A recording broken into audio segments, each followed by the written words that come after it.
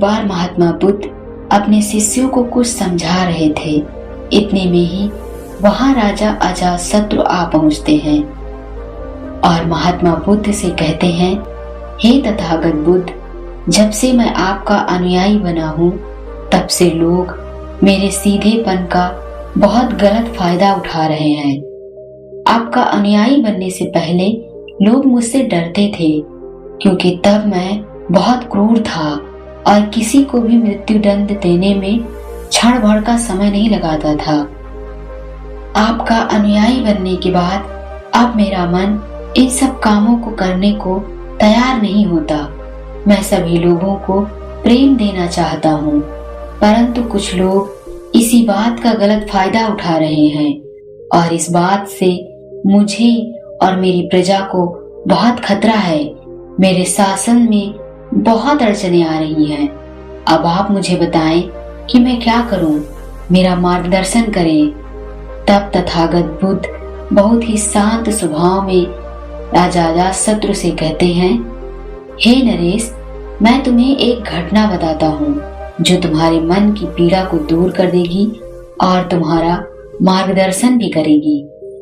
एक बौद्ध भिक्षु एक गांव से गुजर रहा था। उस गांव में एक बहुत बड़ा पीपल का वृक्ष था। चलते चलते बौद्ध भिक्षु बहुत थक गया था। उसने सोचा, चलो इस वृक्ष के नीचे थोड़ा आराम कर लिया जाए।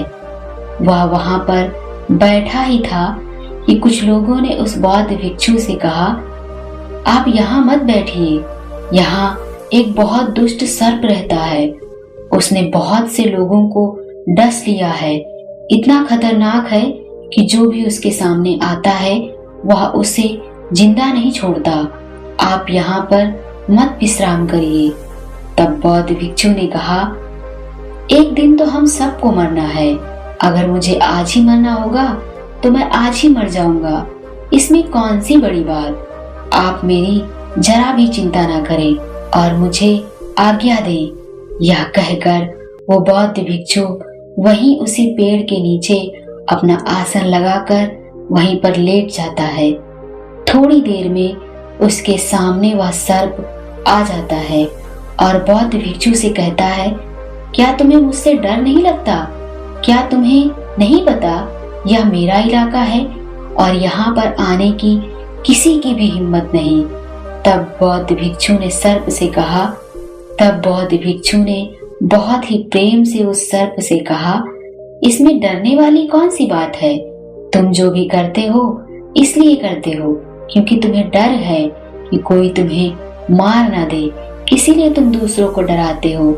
मुझे किसी का डर नहीं है, ना ही मुझे मृत्यु का भय है और ना ही जीवन जीने की लालसा। इसलिए कोई मुझे नुकसान पहुंचा ही नहीं सकता, फिर मैं क्यों डरूं? सर्प को यह सुनकर बहुत गहरा आघात पहुंचा। उसने आज तक ऐसे व्यक्ति देखे जो उससे डर कर भागते थे। उसने आज तक ऐसा कोई व्यक्ति नहीं देखा जो उससे डरे नहीं।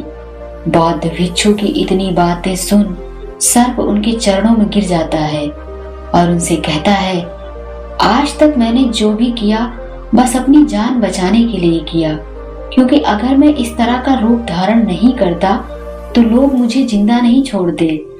तब बौद्ध भिक्षु ने कहा, तुम सही कह रहे हो, लेकिन अगर तुम इस भय से मुक्त होना चाहते हो तो तुम शांत हो जाओ और अपने मन में यह बिठा लो कि एक ना एक दिन यह जीवन समाप्त ही हो जाएगा।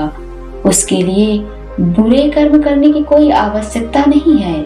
इतना कहकर वह बौद्ध भिक्षु वहां से चले जाते हैं और वह सर्प उन बौद्ध भिक्षु की सारी बातें अपने दिमाग में बिठा लेता है और वह इस बार ठीक वैसा ही करता है जैसा बौद्ध भिक्षु ने उसे उपदेश दिए थे।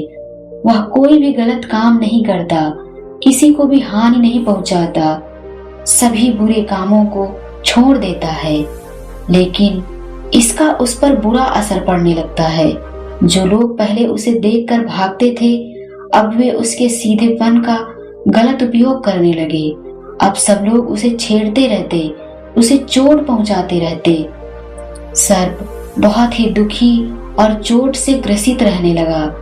अब उसके शरीर पर बहुत से चोट के निशान बन गए थे, लेकिन फिर भी वह बदले में लोगों को कोई भी कष्ट नहीं पहुंचाता था।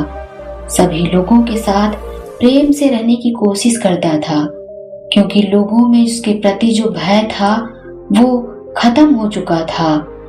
कुछ दिन बाद वही बौद्ध भिक्षु फिर से उसी पेड़ के नीचे आते हैं और वहीं आसन लगाकर बैठ जाते हैं, और उस सर्प को देखकर वे बहुत आश्चर्यचकित हो जाते हैं, क्योंकि पहले सर्प की क्या स्थिति थी और अब वह किस स्थिति में हो गया है।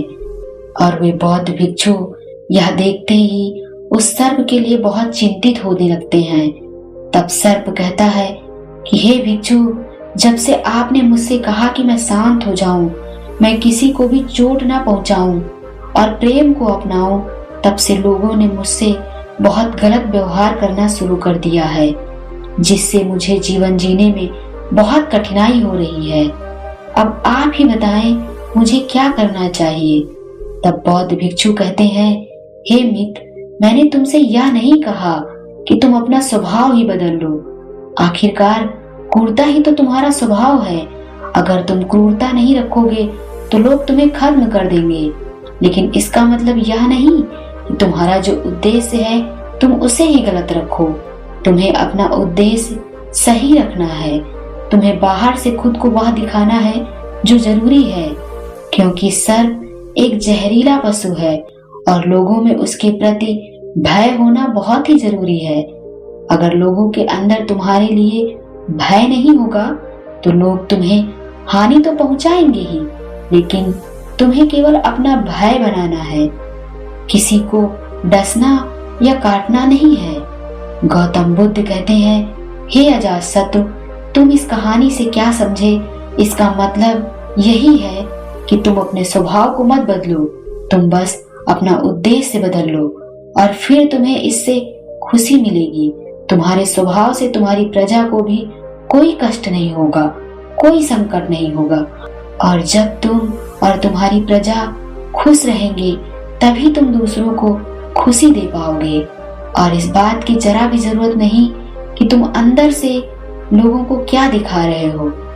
तुम्हारे लिए बस यही काफी है कि तुम भीतर से लोगों के बारे में क्या सोचते हो, लोगों के लिए तुम्हारे मन में क्या उद्देश्य है।